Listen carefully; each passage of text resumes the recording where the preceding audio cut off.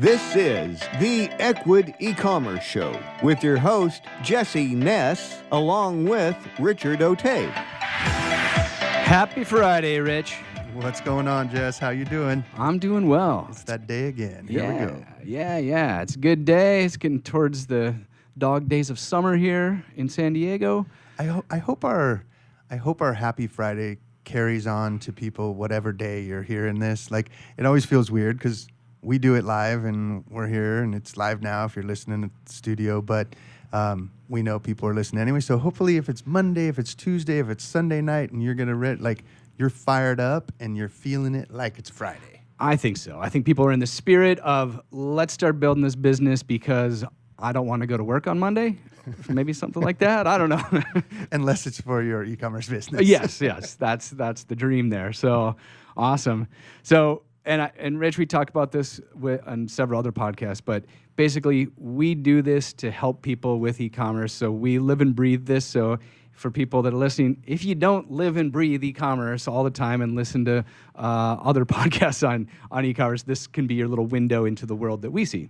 Yeah, we're kind of e-commerce nerds, I think. Yeah, total nerds. It's kind of, I don't know. We should get a T-shirt for that. I think there's something. Someone will buy it. Yeah.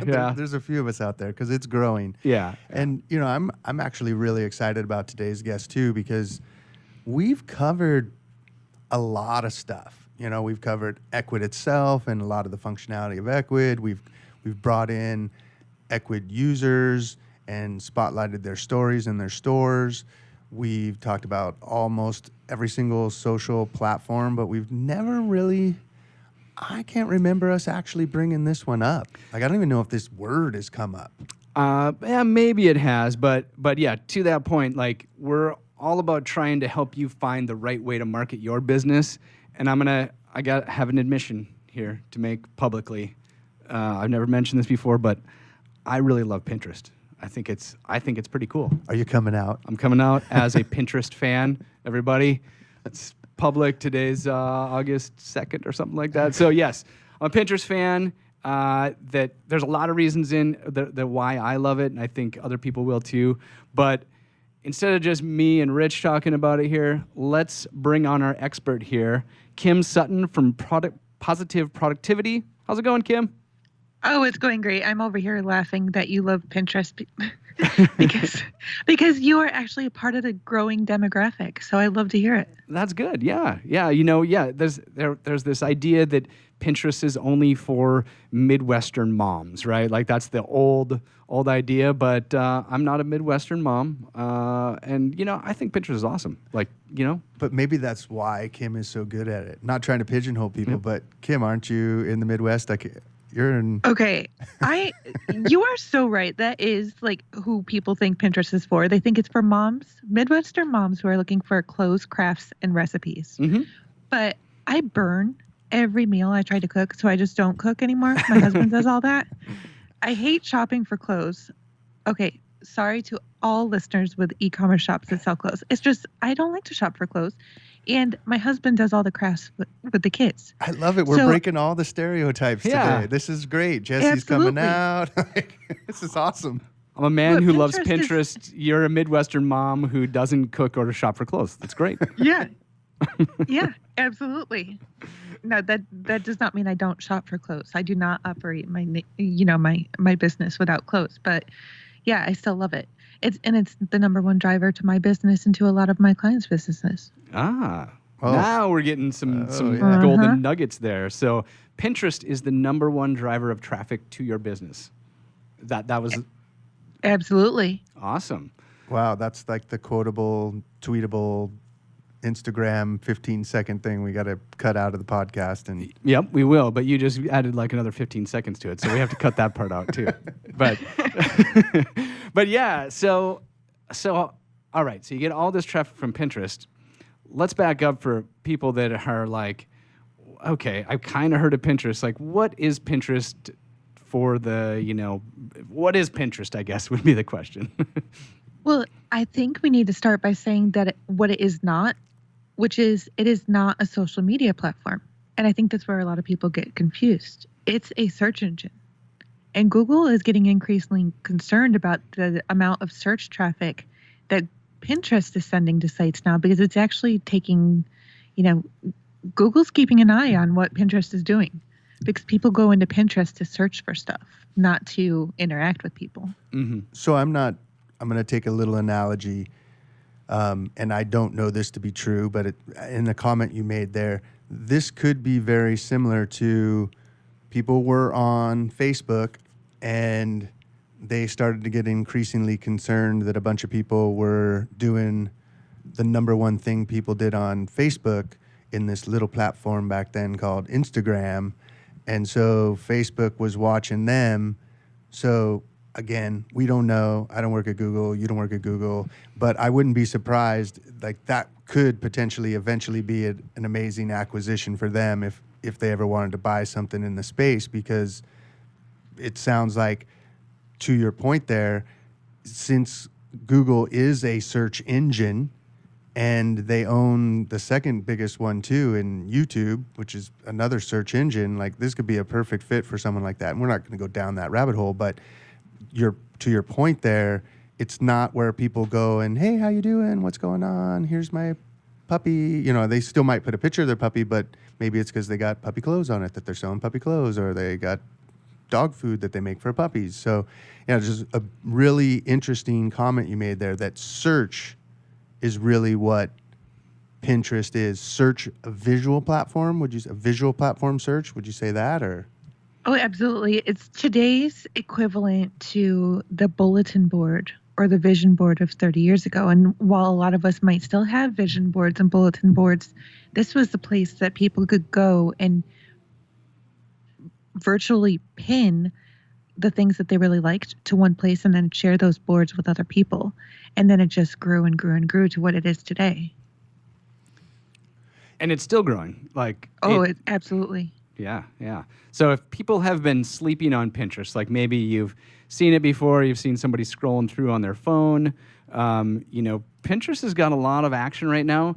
And I think, something that I've noticed too, and for other people in the e-commerce game, if you look at your analytics, traffic that comes from Pinterest is way more valuable than traffic from, say, Facebook, Instagram, even Google. So people on Pinterest they're looking for inspiration, but they're also looking to buy.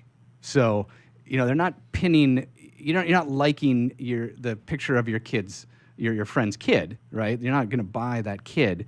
But when you pin things on Pinterest, these are things that you have an interest in buying. So, kind of hint, everybody that are selling stuff, listening to this podcast, people are looking for stuff to buy on Pinterest. So yeah, it's a good point, Jesse. I was thinking about this the other day.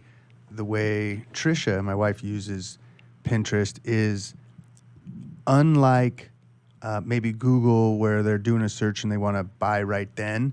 This has a combination of they could buy right then, but there's almost an element, to Kim's statement earlier, of this vision board or this planning board, where it's like it's the things you're maybe planning to buy. So you're pinning it. So when you come back and you want to do that purchase later, you're like, oh, I'm going back and I'm going back to that pin. And that could be one of the reasons why that's so valuable. Have you noticed something like that, Kim, or know anything about that? Well, I just want to give a personal example, if that's okay. Yeah. I have a dream house that I will build someday.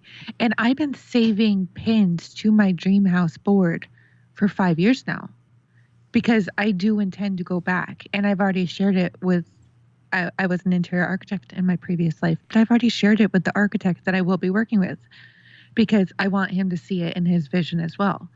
But just so you have an idea, 2 million pins are saved to boards every single day that are shopping pins. Wow. Okay. Wow. Shopping pins, remember? Hint, e-commerce listeners, Mm-hmm. right? Yeah. 2 million a day. So 2 million shopping pins. That means these are pins of essentially products. So that means it's not just a look at this shot of the beach. This is a picture, a pin of a product that they can buy reasonably easy from this pin board. Absolutely. All right. So how come we haven't done a Pinterest podcast, Rich? We didn't have Kim yet. Okay, that's true. All right. Well, and there's some new things coming along with Ecwid too, so that it's timely as well. But so if we go back to kind of the 101, You're saying it's a search. You're saying it's a visual search, kind of back to the vision board and things that you're planning to do. I think it's almost like a combo of Google and Instagram together. Like it's visual, and you can follow people, but it's usually starts with a search, and then people get down a rabbit hole of looking at different things. And so, anyway, yeah. So, what are some of the things that people actually do there? Since you say it's not social, but you are finding other people's pins, like there is a form of social element to it. Like if someone had never heard of Pinterest, what should they expect when they get on Pinterest? A lot of vertical images. And I think when we look at social media, separate from Pinterest, we see a lot of square, but on Pinterest, we see a lot of really tall vertical images, which really highlight the subject that we're either talking about or promoting. So, the skyscraper images. But what you can expect is it starts to aggregate. Like when you go into Pinterest, it starts to notice what you really like, and it puts it in front of your face more, as do a lot of different platforms. I mean, YouTube does that. When it starts to see what you like to watch, it will start putting more of that in front of you. But what a lot of users have done is set up different boards where they make collections of images that tend to be all around one topic. So can I just give an example? Oh, of course. We love examples. So let's just say there's an e-commerce shop that is selling kitchenware. There might be a board for plates. There might be a bowl for cups and spoons, different things. Because, if you open up an IKEA catalog at any given point, no, IKEA actually doesn't do this, but just imagine one page that was all spoons and made it really easy to find. Mm-hmm. We've had on our recent podcast here, our example has been a pancake spatula. So there could be, if you're selling pancake spatulas, you could have a pin board for pancake recipes and spatulas, and one for spatula techniques. I don't know. Is that a thing? Certain probably. Pancake pans. Yeah, absolutely. Yeah. And so you can get in super niche areas where the people that are going to follow that board, they really enjoy pancakes, and they're likely a customer of yours. So, and you can apply that to your specific niche. Absolutely. You touched on a really good point there without even knowing it. I don't know. Well, maybe you did know it. But even when you're just talking about pancakes, you could have separate boards, one for pancake pans, but another one for pancake art. Because I've seen some great pancake artists who make these elaborate, designs in their pancakes. But that would inspire people to buy the extra apparatus that it would take to make the pancake art. So I've never really thought about this, but something in your comments made me think about it. Is there a way, we don't have to get into the actually explaining how to, I just want to know if kind of yes or no at this point in time with Pinterest. Is there a way to relatively easy make one picture go on multiple boards? So say, you have this pancake art and could it be on it's a unique art board. It's a things you can make with this pan board. It's I know these are a crazy analogy, but I was just rolling with that pancake spatula thing for a second. But can you make one picture relatively easy go to multiple boards? Absolutely. There's an easy way and a not so easy way, but it's still easy. You can repin manually to as many different boards as you want to. Or there are tools, I'm just going to throw out Tailwind here, that can do that for you. You just tell it which boards you want that pin repinned to. And what's great about that is that every time you repin it, your followers are seeing it again. So they may not have seen it the first time. I know you've talked about Twitter before, I think, but the average time spent on Pinterest per visit is 14.2 minutes. So Wow. if it's not if it's not in the pin seen or pinned in the last 14.2 minutes, you're going to want to make sure that you're shuffling it into the feed again and again and again. Yeah, that is super interesting because I've thought about that. The lifespan is short, but it's still potentially long based on what you just stated, right? Like a tweet, it comes and it goes, but since it's a search engine also, it could come up via search, it could come up via this repin, it could, but to kind of bring back and tie together why I made that comment, think you're you sell clothes and you sell kids' clothes, and here's a kid's blue shirt. This could be under blue kids' clothes. This could be under children's clothes. This could be under just blue shirts, right? It could be in all these places. And then if you use a tool like you're referring to, Tailwind, or I'm sure there's various tools out there, and then you start repinning this as people are searching for those things. Now they have multiple locations, multiple data points, or I guess different data points is fine to say, multiple places they can go to find this. What, how do you recommend someone actually get started? Like, say they're just getting rolling. Is it pretty easy? Do you set up with another platform? Do you set up with an email? Like, how do you get started? The first step is to register for an account with your business, and I do recommend using or making it a business account, which is free. You would sign up with for a personal account first, and then upgrade it to a business account. It's only a couple steps, but the reason why I would do that is so that you can see all the analytics, see which boards are performing best, see which pins are performing best. Because as in any case in our business, we want to know what's performing the best so we know what to pin more of. And then the second step that I would really recommend is creating some type of strategy for what the most important board should be. Now, there are profiles out there that may only have 5 boards. That's great. I personally have 100 boards. True. I am not saying it in any way that you need 100 boards, but it's really great to know from the start what you're going to have so that you can start creating the content and even sourcing other people's content to go into your boards. So that leads to another question. How does that work when you see something you like on someone else's board or another pin, but you think it fits your board or it fits your vision or it's something you'd like too?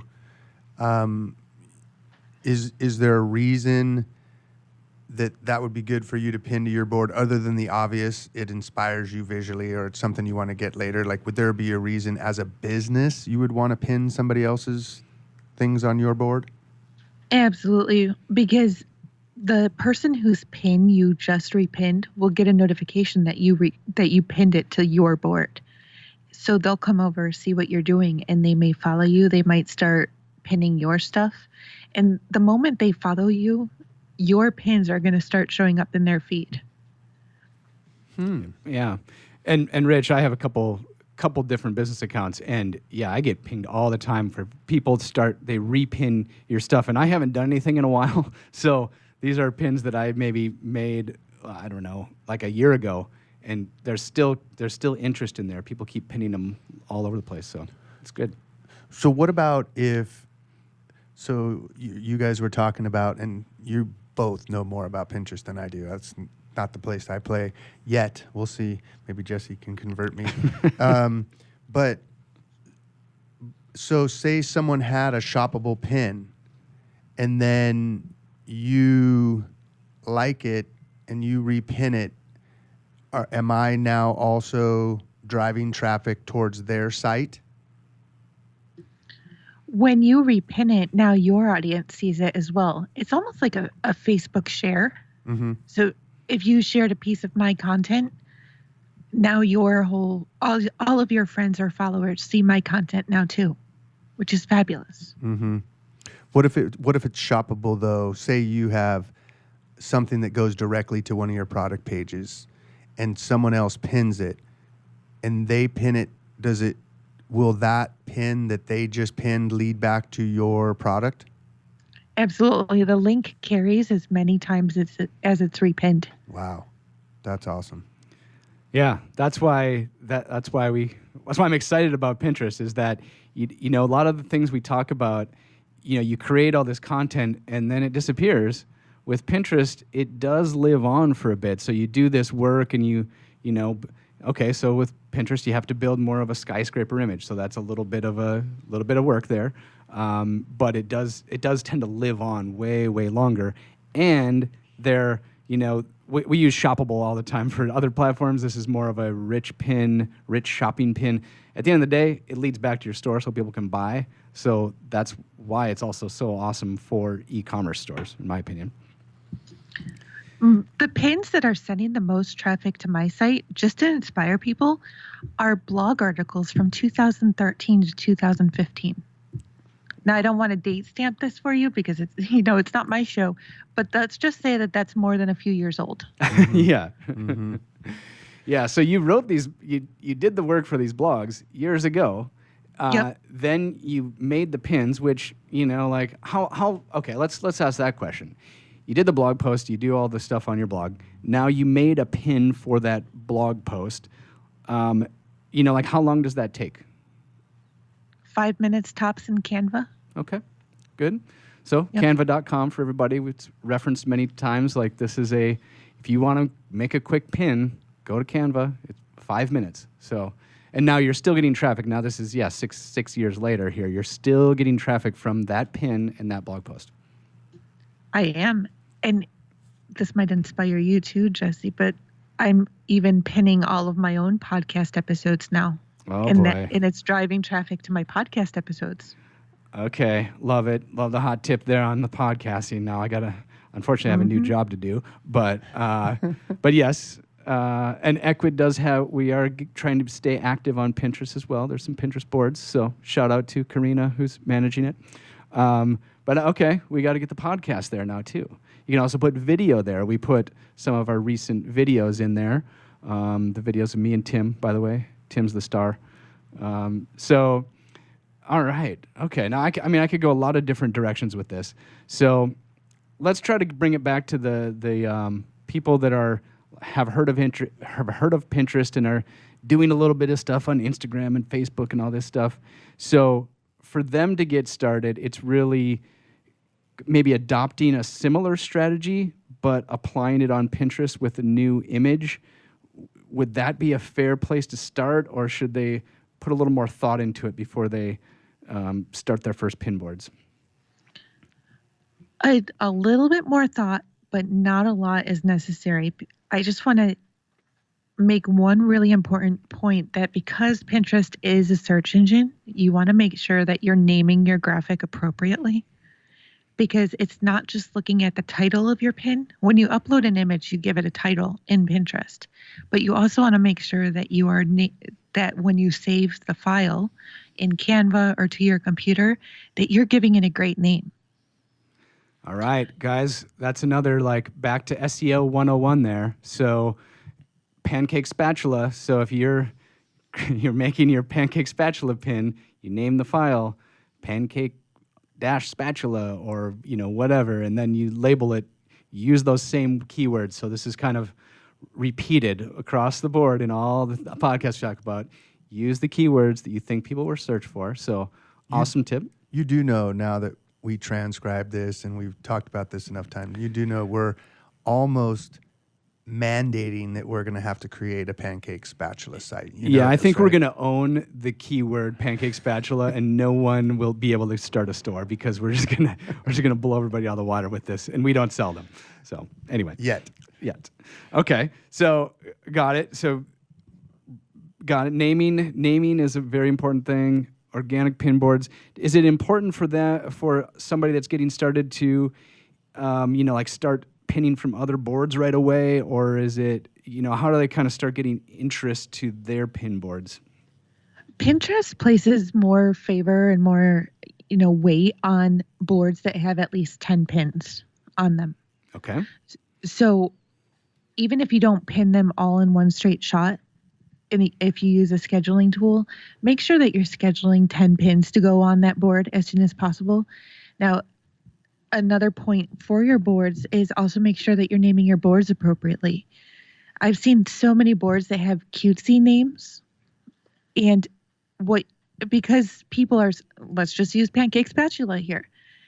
Don't name it pancake flippers, funny pancake flippers or something that people wouldn't be searching for, which they could definitely be looking for that, but make it pretty obvious, because if people are searching for pancake spatula, your board is going to come up, closer to the top of the search results if you name the board appropriately. There's also a description that you want to think about for your boards. And while the pins themselves will have a place to link back to your site, the boards don't. So make sure that in the board description, you include a link to, let's just say, the pancake spatula category within your shop. That's a good point. Yeah. So you're thinking category when you're putting the link in the board. You're thinking product page directly to probably what they're looking at in the pin itself, or the actual pin. Right. Absolutely. I mean, so for my podcast board, the description for the podcast board sends them back to my overall podcast page, but the podcast pins themselves take them back to the individual episodes. Okay. Good point. So I have a question. So here we're going to go back thinking of the listener, and they're going, hey, guys, wait a minute. Hold on. Like, remember, this is my side hustle business right now. I'm not fully... I'm committed to building this business, but Jesse and Rich, you told me about YouTube. You told me about Instagram. Like, I have to be in so many dang places. Can I repurpose photos I've had from somewhere else to get this going, or do I have to start whole new photos with? You can absolutely repurpose, but when you have time, I would recommend converting them all to tall images rather than square or short and wide, because the more real estate you can take up on the home feed, the more attention you're going to get and the more click-throughs and engagement. Mm-hmm. Yeah, and Rich, that was a good point. I think maybe we mentioned it briefly in the intro, but like you as an e-commerce store owner, you probably cannot be everywhere all at once. You can't do fancy YouTube videos, be active on Facebook and Instagram and your store and blah, blah, blah, like all these things. But for some people, Pinterest is probably the perfect place. And some people it's YouTube and some people Facebook. So I don't want to say you have to do all these, but let's talk about who is Pinterest perfect for, right? Like so Kim, can you kind of shed some light there? There's a ton of recipes. So maybe food, people that sell food Pinterest might be perfect for, but what are some other niches that would be perfect for Pinterest? I don't know if this is how you want me to answer the question, but I got to be totally honest. Be honest. If you have content, if you have blog articles, podcasts, episodes, products for sale in your shop, if you have, a blog that shares recipes, any of the above, Pinterest is perfect for you. More and more every single day, more people are registering. They're going there. They're finding infographics, and they're embedding them in their own shop. Yes, you have to be careful. That's not your intellectual property. You need permission to do that. But I go to Pinterest when I'm looking for a great infographic on a specific subject. Okay. So if you have content to share, Pinterest is a great place to go. So let me clarify just to make sure. You're saying don't go all over the web and then take an infographic and put it on your Pinterest. But if someone has an infographic on Pinterest, you're more than welcome to repin it. You are more than welcome to repin it. Okay. I just wanted to clarify because I'm sure. Permission before you reshare it to your site. Yeah. Got it. Yeah, never steal stuff online. You're just asking for trouble. Mm-hmm. Well, I mean, because some people are sitting there going, wait, you just said I could repin someone else's thing. So I just wanted to clarify. You're talking about going out, finding something somewhere else and bringing it. But if you just see an graphic that you like, you're more than welcome to repin it on your board, and it's all good. So you're saying more or less then, I guess it kind of comes back to your comment of it's search engine. So, maybe that's why people kind of going back to our initial conversation there, where when we were pigeonholing, or we think the world had pigeonholed that this is Midwestern moms looking for recipes. Yeah, and I wasn't meaning to pigeonhole. No, right, I know. Yeah. And because, I mean, you like it. You just got done saying it, right? So you blew the pigeonhole right out of the right out of the gate. But I know that's not what you meant, but I'm saying I know, even myself included, when I first heard about it, that's what I heard about. It was recipes. It was pictures of things that were inspiring. But I was off playing on all those other platforms that we discussed and never really got in there. So kind of going back to your comment, since it's a search engine, is there a way to possibly discover, let's say someone has an idea of something they want to do, and then, you could go into Google and you could look at searches and Google AdWords and Keyword Planner and see, oh, there's this many people search for that and only this many requests for that. Is there a way to look at the stats in Pinterest and almost game like, hey, here I have 10 things in my mind of things I'd like to sell. Holy moly, look at all those searches for that thing. Is there any tool or anything that gives you insights as to what kind of searches are going on in Pinterest? I have not seen a way to look at the number of searches in Pinterest, but a real key indicator, you can see how many times a pin has been repinned. So if you see that this one idea has, for this one pin has only been pinned once, and you can see it right there, but this other idea, that pin has been repinned 10,000 times.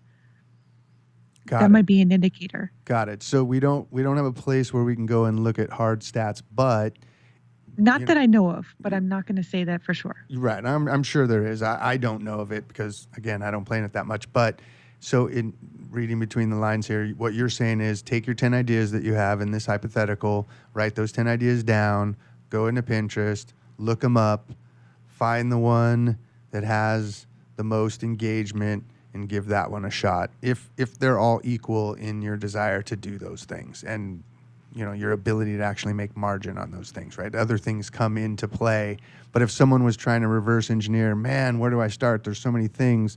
I was hoping she would answer that it's this super narrow niche of exactly that I want to do, but she's saying, no, this is a search engine and people are going there looking for all kinds of things. They're looking for plants, they're looking for houses, they're looking how to rebuild a car, they're looking for recipes too, they're looking for they're looking for everything, it sounds like. They are. But I want to go back to the recipe pins. There are 1.7 billion recipe pins on Pinterest. But that's not to say that there are billions, and there are 75 billion ideas on Pinterest. So if only 1.7 out of those 75 billion ideas are recipes, think about everything else that's out there right now. Mm-hmm. Yeah. I would encourage everybody so most people listening to this podcast have an e-commerce store, take the products you have and look on Pinterest right now and see what's out there. It's very likely that there are other people, there are competitors out there that are pinning things that you might want to get in that game. And I meant from the who should be doing it is like, yes, everybody, but like there's some people that are really going to benefit from it. They might be like, all right, I'm done with Facebook ads. I'm going to Pinterest. You know what I mean? Like, I think there's, it's definitely, for me, one of the top few things you should be testing. And if it happens to work for you, like, you dedicate a lot of time towards it. Mm-hmm. I wish I had more time for it myself, personally, but that's because I have this Pinterest addiction now that I have to feed.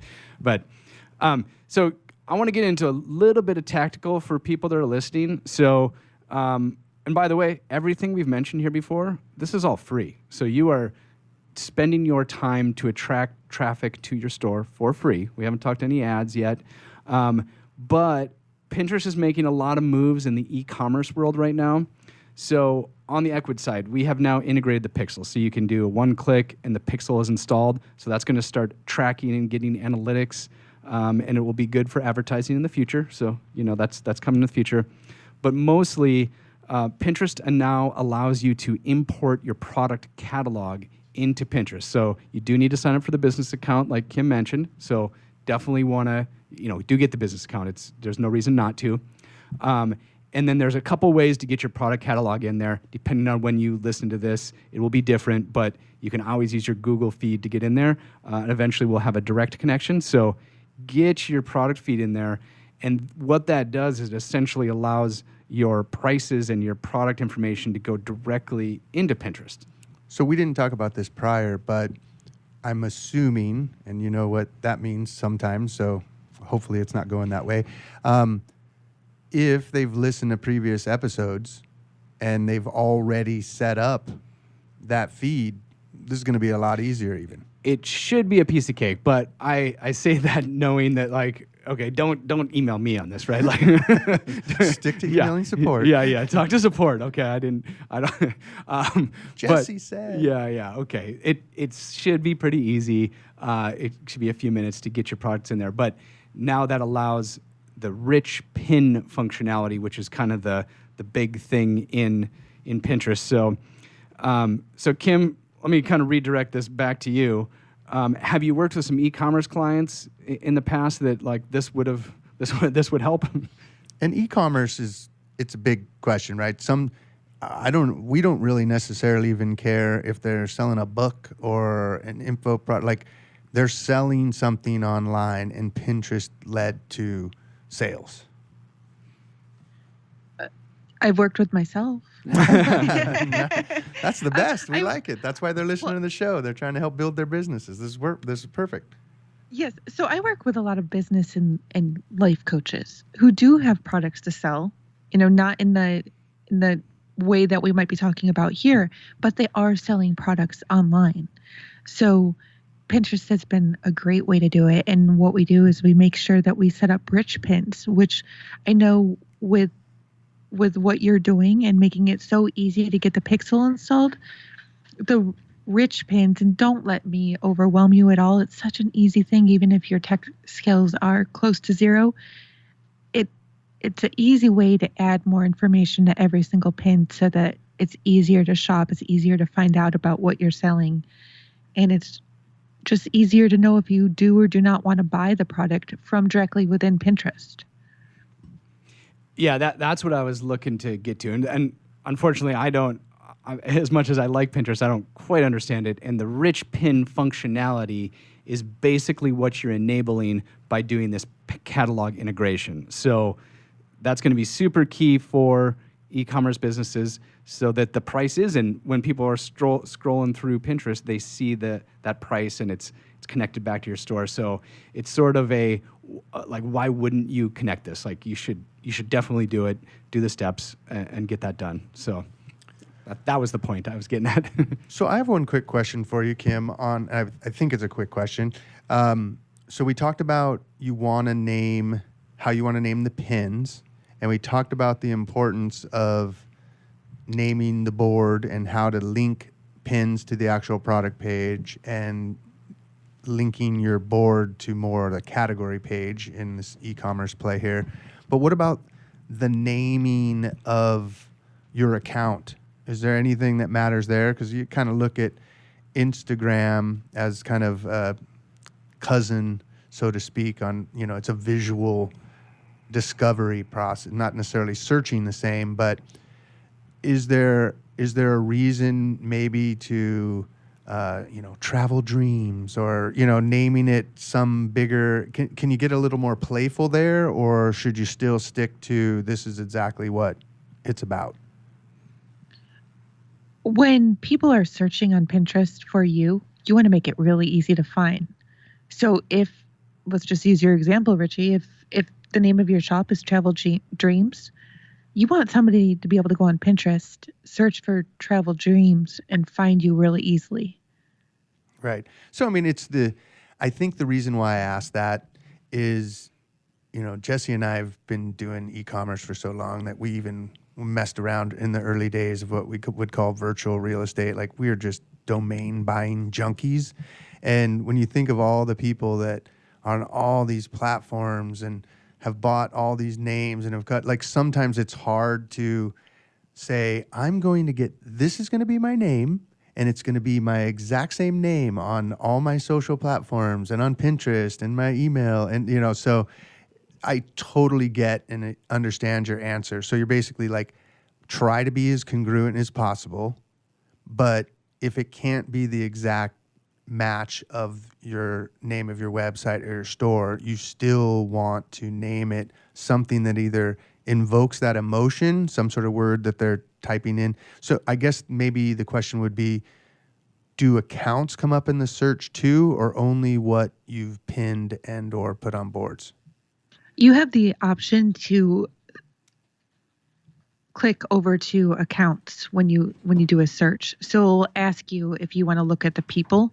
At all the Pinterest users, whether you have a business account or a personal account, they refer to you as people and not, user. Okay. So yes, I would make sure if it can't be the exact same as your shop, get it as close as you can, but make sure that your username is still keyword rich. Sure. So, and then also you do have a bio. I was actually just Googling, full confession. I can't remember how many characters. It's not a whole lot of characters that you have for your bio, but you could put the name of your company in there, but also do a little bit of keyword loading, or is that the right expression? Yeah. Load up your Keyword bio. stuffing. Yeah. Keyword stuffing. Yeah. In your bio, so that if they're searching for you, if they're searching for a specific type of product that you specialize in, you can put it right in there. Sure. And it will help your search results as well. Yep. Kind of all comes back to that kind of SEO 101. Like, don't get too cutesy with your name and your description. Like, use the words that people use to describe what you do and what you sell, and it will probably work. So, yeah, it's good advice to keep repeating. So Kim, have you done any advertising on Pinterest? Have you played around with that at all? I have played with it, but I really haven't put a lot of time or money into it. Mm-hmm. Full confession, for me, it didn't work really well, but I don't do a ton of paid advertising anyway. And it's not something that I want to spend a lot of my time learning. I'm sure that it's working wonderfully for some people. It's just for me, it didn't. No, fair enough. And yeah, I think actually let's take a look at that as a positive side. You're getting all this traffic from Pinterest and you don't actually pay to advertise there. So even better. Yeah. Yes. Yeah. Yes. And now for the advertising nerds out there are so many different options to advertise on Pinterest. Like I would say even a little bit overwhelming, but you can do remarketing, you can do act-alike, which is it's a look-alike in the Pinterest world. So many different formats. So I won't even get into all the different options on there, but just to let people know, you can do a ton of different advertising options. Not trying to get you to go start advertising today, but do want to encourage you to get, to start out the process and start getting going organically on Pinterest. So then you can have it when we bring you on a podcast like Kim, you can say Pinterest was your number one advertising source or advertising traffic source, I should say. So awesome. Now I want to do one little more expert level thing here. So Kim, you'd mentioned it, the name Tailwind. So that's tailwind.com, I believe. Can you give a little description of how you were able to use this tool to kind of boost your traffic from Pinterest? Sure. So I just want to share before I share that I have my business, I have my podcast, I have 5 kids.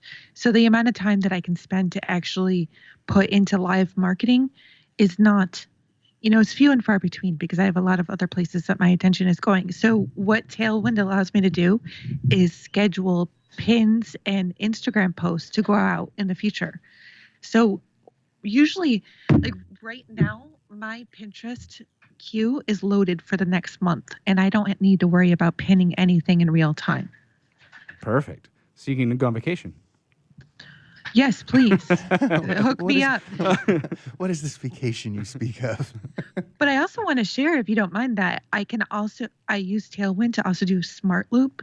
And this is what I was talking about before, that I have designated some pins to be smart looped, which means it will constantly just keep on recycling them. It doesn't do them any closer usually than 30 days apart. Pinterest doesn't like any closer if you're using smart loop. I don't want to, contradict what I was talking about earlier. Pin to as many boards as you possibly want. But if you're going to pin the same pin to the same board, you want to give it a little bit of time. Okay. Just so that you're not, making Pinterest mad. But that's why I use Smart Loop. So it's repinning my pins, and every time I see it repin something, I know I can see it in my traffic to my site because I can see where they're going. I was like, oh, that article went out today again. That podcast went out again today. I can see that traffic. And so is this Tailwind, is this a freemium model? Can people get started for free and check it out? Or is it paid? Does it have different tiers? Yes to both. You can get started for free. And then if you need a greater capacity and volume, then you can upgrade. Oh, awesome. Got it. Cool. We'll include that on the blog post page on ecwid.com/podcast. Got to get my shout out there for our URL. So, Kim, this has really been helpful. I think I hope a lot of listeners out there were able to pull some ideas and how to get started on Pinterest. If they're looking to learn more from you on how they can build their Pinterest business or beyond, where can they find out more from you? If it's all right, I'd love to offer a Pinterest checklist to listeners. Please do. Which you can find at thekimsutton.com/Pinterest-checklist. All right. Awesome. Cool. Thank you so much, Kim. This has been fantastic. I mean, normally I'm pretty versed in the subject, and this is one of those times where I was furiously taking notes the whole time, and I got to admit, you guys might have converted me too. All right. That's good. Rich, we'll get you on the pin boards. Kim, thank you so much for appearing. Thank you for having me.